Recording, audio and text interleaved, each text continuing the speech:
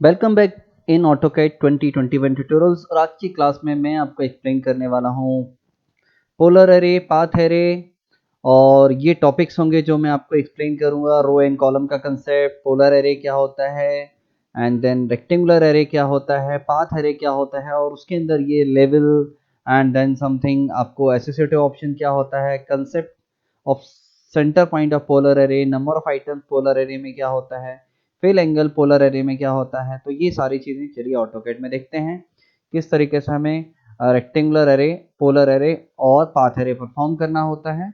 But उससे पहले मैंने आपके लिए कुछ ये इमेज पीपीटी पे रखी हुई है जिसके थ्रू मैं आपको एक्सप्लेन कर दूं कि बेसिकली ये एक रेक्टेंगुलर एरे है और एरे का क्या पर्पस होता है कि हमने सपोज एक ऑब्जेक्ट क्रिएट कर लिया है और उसको हम एक रेक्टेंगुलर फॉर्म में बार बार रेक्टेंगुलर पैटर्न में हम उसको रिपीट करना चाहते हैं, तो that is called as rectangular array.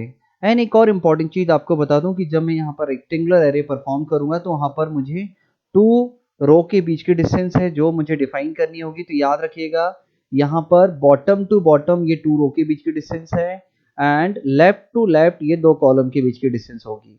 ये मैं आपको ऑटोकैड में फिर से एक्सप्लेन करूंगा। ये एक पोलर एरे है, पोलर एरे की एक इमेज है। इस इमेज में आप जब देखेंगे कि यहाँ पर ये ओरिजिनल ऑब्जेक्ट है और इसको हमने एक सर्कुलरली रेडियली हमने उसको रिपीट किया एक प्रॉपर पैटर्न में। This is called as polar array.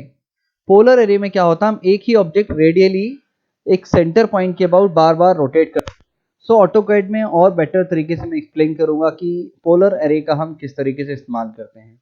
ये भी पोलर एरे है जहां पर नंबर ऑफ आइटम 6 हैं और ये हमने 180 डिग्री पर इसको पोलर एरे परफॉर्म किया है। तो चलिए ऑटोकैड में देखते हैं ऑटोकैड में किस तरीके से हमें एरे कमांड को परफॉर्म करना होता है।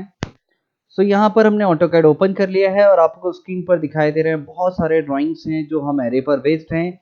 तो मुझे लगता है यहाँ ड्राइंग्स बहुत सारे हैं तो मैं आपको इस पर्टिकुलर क्लास में ये सारे ड्राइंग कवर नहीं कर पाऊंगा, तो मैं इसके लिए एक सेपरेट क्लास भी क्रिएट करूंगा जिसमें पोलर एरे पर बेस्ड हम एक्सरसाइज के लिए क्लास क्रिएट करेंगे।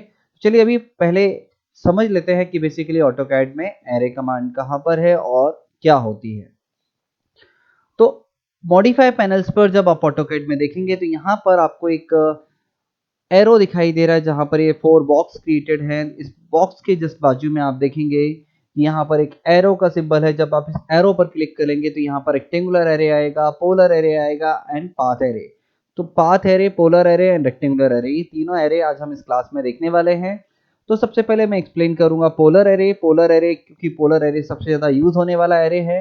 तो बेसिकली एरे कमांड क्या होती है, सिंपल एक ही कंसेप्ट की जब हम सेम ऑब्जेक्ट को, एक ही ऑब्जेक्ट को बार बार हमें रिपीट करना होता है एक पर्टिकुलर पैटर्न में तो हम उसको कहते हैं एरे।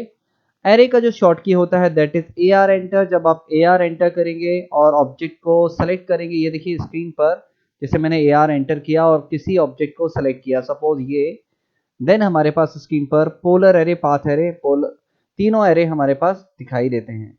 तो आपको बता दूं एरे यूज करने के लिए आपके पास दो तरीके हैं, या तो आप इन आइकन्स पे भी यूज कर सकते हो या फिर आप किसी ऑब्जेक्ट को सेलेक्ट करके ए आर एंटर करेंगे तो भी आपके पास स्क्रीन पर rectangular, path and polar array option दिखाई देगा जिसमें से आप इसको पिक करके यूज कर सकते हो। तो चलिए देखते हैं सबसे पहले पोलर एरे। पोलर एरे क्या होता है, तो यहाँ पर स्क्रीन पर मुझे पोलर एरे दिखाई दे रहा है जब मैं इस एरो पर क्लिक करूंगा एंड पोलर एरे पे जब मैं कर्सर लेके जाऊंगा तो आपको एक पिक्चर दिखाई देगा। देखिए स्क्रीन पर दिखाई दे रहा है जहां पर एक सेंटर में एक सर्कल है, बड़ा सा सर्कल है और चेयर आपको सराउंडिंग में दिखाई दे रही है। तो बेसिकली यहाँ पर हमें एक चेयर क्रिएट करना होता है, बाकी रेडियली जितने भी चेयर है ये सब पोलर एरे से परफॉर्म हुआ है। चलिए ऑटोकैड में किस तरीके से पोलर एरे परफॉर्म करते हैं वो देखते हैं।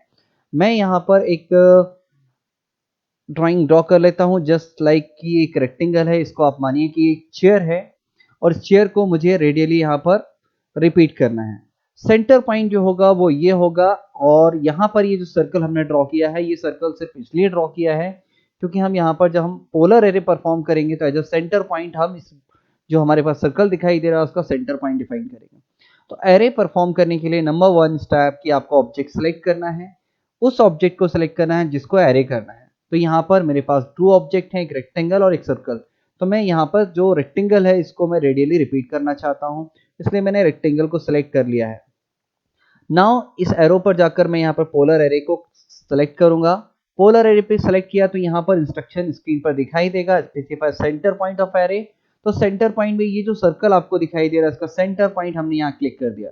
जैसे ही हमने सेंटर पॉइंट क्लिक किया, नाउ आप देख सकते हैं यहाँ पर एक एक्स्ट्रा टैब जो अभी नहीं दिखाई दे रही थी, ये सारे टैब थे बट एक एक्स्ट्रा टैब आपको यहाँ पर दिखाई देने लगा, that is the array creation. इस एरे क्रिएशन टैब में यहाँ पर क्या क्या ऑप्शन है वो देख लेते हैं।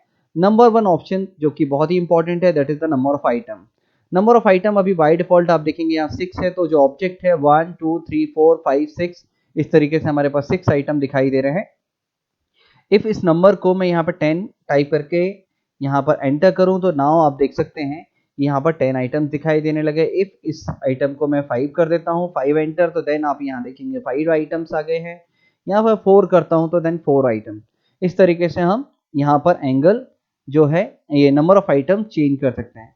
और आप नोटिस करेंगे जैसे जैसे मैं इस नंबर ऑफ आइटम को चेंज कर रहा हूँ, इनके बीच का एंगल ऑटोमेटिकली चेंज होता जा रहा है। जैसे देखिए यहाँ पर मैं इसको 4 करता हूँ तो नाउ यहाँ पर आप देखेंगे कि 90 हो गया। तो इस एंगल को आपको कैलकुलेट करने की जरूरत नहीं होती है, बट हाँ यहाँ पे डेफिनेटली एक फिल एंगल है। इस फिल एंगल का हम यूज डेफिनेटली करते हैं। जैसे मैं यहाँ नंबर ऑफ आइटम 6 दे देता हूँ और सम टाइम हमें फिल एंगल जो है 180 डिग्री यूज करना होता है, तो हम फिल एंगल का यूज कर सकते हैं। 180 डिग्री क्या है, इस तरीके से जो रेक्टेंगल एरे परफॉर्म होगा वो बेसिकली 180 डिग्री पर परफॉर्म होगा। एंड आप यहाँ पर देखेंगे इस एरे क्रिएशन टैब में यहाँ पर एक ऑप्शन दिखाई दे रहा है, दैट इज द डायरेक्शन। तो इस डायरेक्शन का यूज करके आप यहाँ पर इसको क्लॉकवाइज डायरेक्शन और एंटी क्लॉकवाइज डायरेक्शन में भी इसको इस तरीके से यूज कर सकते हैं। तो मैं इसको क्लोज कर देता हूँ एंड देन वंस अगेन आपको एक्सप्लेन करता हूँ कि पोलर एरे किस तरीके से परफॉर्म करते हैं।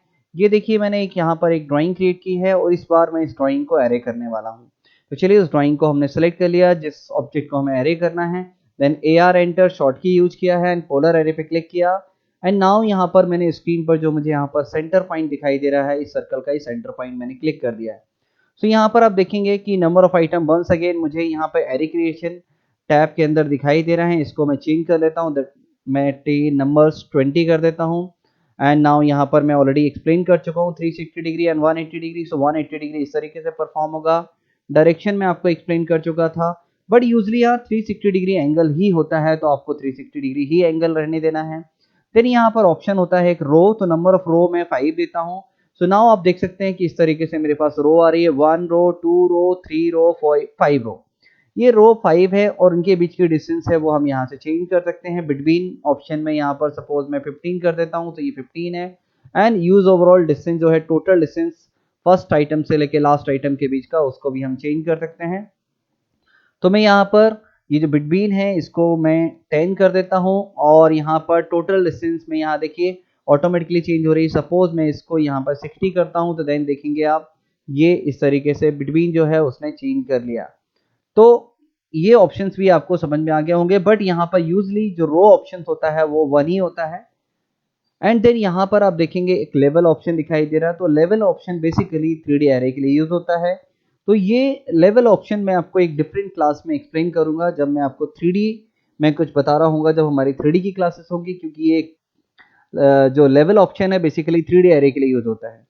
देन आप यहाँ पर देखेंगे एक इंपॉर्टेंट ऑप्शन दिखाई दे रहा है जो एसोसिएटिव ऑप्शन है। इसको मैं रिकमेंड करूंगा कि इसको आप ऑफ रखिए, क्योंकि जब इसको ऑन रखते हैं तो क्या प्रॉब्लम होती है वो देख लेते हैं।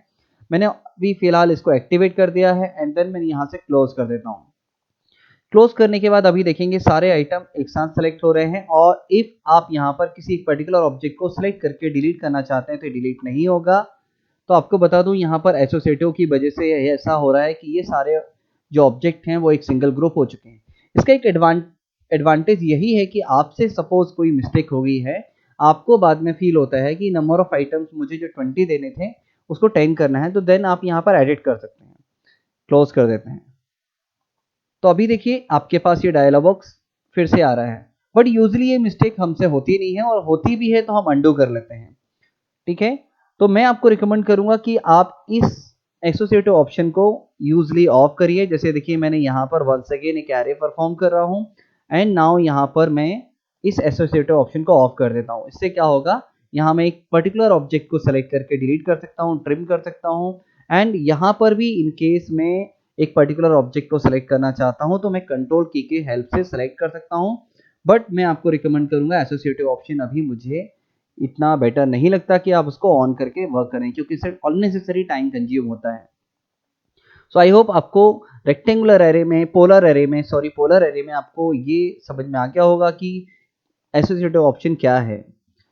देन मैं आपको बता दूं कि जरूरी नहीं है कि ऑलवेज आपके पास में सेंटर पॉइंट डिफाइन करने के लिए पोलर एरे में सर्कल ही हो। हम किसी भी पॉइंट को as a centre point define कर सकते हैं। जैसे मैंने यहाँ पर इस तरीके को एक ऑब्जेक्ट क्रिएट कर लिया है एंड नाउ मैं वंस अगेन पोलर एरे पे क्लिक कर रहा हूँ और एज अ सेंटर पॉइंट इस बार मैं इस लाइन का डिफाइन कर दे रहा हूँ।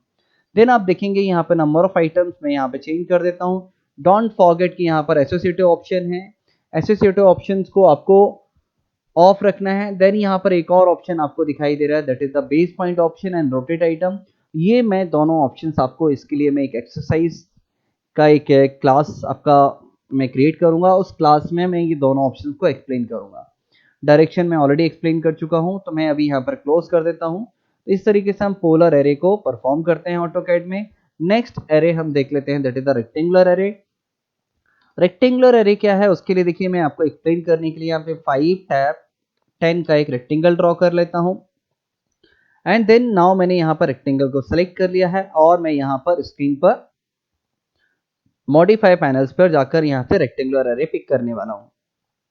देन रेक्टेंगुलर एरे पर आप देखेंगे कि यहाँ एक एरे क्रिएशन टैब एक्स्ट्रा मुझे दिखाई देने लगी है और यहाँ पर सिंबल जो मुझे दिखाई दे रहा है वो रेक्टेंगुलर एरे का है। देन नंबर ऑफ कॉलम्स आपको यहाँ दिखाई दे रहे हैं, तो 1 2 3 4 वर्टिकल्स, यहाँ पे 4 कॉलम्स हैं। इफ मैं नंबर ऑफ कॉलम्स 10 कर देता हूँ तो देन आप देखेंगे कॉलम्स मेरे इंक्रीज हो चुके हैं। देन यहाँ पे नंबर ऑफ रोज दिखाई दे रही, नंबर ऑफ रो है 1 2 3, तो हॉरिजॉन्टली यहाँ पर जो आपको दिखाई दे रही है रो है। इफ नंबर ऑफ रो मैं 5 कर देता हूँ तो देन आप देखेंगे यहाँ पे नंबर ऑफ रो 5 दिखाई दे रहे हैं। देन यहाँ पर नेक्स्ट पैरामीटर है, दैट इज वो पैरामीटर बहुत ही इंपॉर्टेंट है, जैसे कॉलम के बीच का डिस्टेंस। तो ये कॉलम के 2 कॉलम्स के बीच की डिस्टेंस है, जो मैंने ऑलरेडी पीपीटी में एक्सप्लेन की थी, बट आपको वंस अगेन बता देता हूँ। इफ ये कॉलम 1 है और ये कॉलम 2 है, तो इसका जो लेफ्ट पॉइंट है और लेफ्ट टू लेफ्ट ये टोटल जो डिस्टेंस होगी वो डिस्टेंस होगी कॉलम की डिस्टेंस। क्योंकि यूजली जो स्टूडेंट मिस्टेक करते हैं वो यही मिस्टेक करते हैं कि सपोज ये बीच का डिस्टेंस, इन केस आपको कुछ एक्स वाई जेड डिस्टेंस देनी थी तो वो सिर्फ ये डिस्टेंस देते हैं, तो आपको यहाँ पे टोटल डिस्टेंस स्पेसिफाई करनी होती है। 2 रो के बीच के डिस्टेंस या 2 कॉलम के बीच के डिस्टेंस देखिए क्या होती है। 2 कॉलम का बीच का डिस्टेंस होता है लेफ्ट टू लेफ्ट। जैसे यहाँ पर देखिए मैंने यहाँ 10 दिया है, तो बेसिकली ये 5 प्लस 5 है, तो टोटल डिस्टेंस ये 10 है। सिमिलरली यहाँ पे 2 रो के बीच का डिस्टेंस आप 15 देख रहे हैं, तो वो बॉटम टू बॉटम है। बॉटम जैसे ये रो है तो ये बॉटम एंड नेक्स्ट रो का बॉटम, तो ये 5 है प्लस ये 10 था, तो टोटल डिस्टेंस यहाँ पर 15 है। देन आपको बता दूं कि यहाँ पर ये इफ रो के 2 कॉलम के बीच की जो डिस्टेंस है इसको आप -10 करते हैं, तो देन जो कॉलम अपर डायरेक्शन में, सॉरी राइट में आ रहे थे, वो अब लेफ्ट के साइड पर दिखाई देने लगे, या कॉलम का डायरेक्शन चेंज हो गया। इसी तरीके से आप जो रो का डायरेक्शन है, रो अभी अपर डायरेक्शन में है, इफ इसको -15 आप कर देंगे तो -15 यहाँ पे वैल्यू चेंज करने से रो का डायरेक्शन चेंज हो जाएगा। और आपको ये जो टोटल डिस्टेंस है ये कैलकुलेट करने की जरूरत नहीं है, और इसको मैं अंडू करके यहाँ पर 15 कर देता हूँ। एंड देन एसोसिएटिव ऑप्शन जो है वो ऑलवेज आपको ऑफ रखना है। मैं आपको रिकमेंड नहीं करूंगा कि एसोसिएटिव ऑप्शन का आप यूज करिए। एंड लेवल ऑप्शन में आपको 3D में बताऊंगा, बिकॉज बेसिकली ये 3D एरे के लिए काम आता है। एंड बेस पॉइंट ऑप्शन भी मैं आपको किसी एक्सरसाइज के थ्रू ही एक्सप्लेन करूंगा। तो मैं अभी इसको क्लोज कर देता हूं एंड वंस अगेन हम देख लेते हैं रेक्टेंगुलर एरे कैसे परफॉर्म करते हैं। रेक्टेंगुलर एरे के लिए मैं कोई एक ड्राइंग क्रिएट कर लेता हूं, ड्राइंग कुछ भी हो सकती है। देन अभी देखिए मैं ऑब्जेक्ट को सिलेक्ट कर लेता हूं, सिलेक्ट करने के बाद AR एंटर, एंड देन हम रेक्टेंगुलर एरे पिक कर लेते हैं। एंड नाउ मुझे यहाँ पर नंबर ऑफ कॉलम्स डिफाइन करने होंगे 10 एंड रो जो भी मुझे डिफाइन करनी है लाइक 5, एंड 2 कॉलम्स के बीच का डिस्टेंस लेफ्ट टू लेफ्ट वो यहाँ पर है, आप उसको जितना भी देना चाहें 20, एंड 2 रो के बीच का distance bottom to bottom that is also 20। तो इस तरीके से मैंने चेंज कर दिया बॉटम टू बॉटम 20।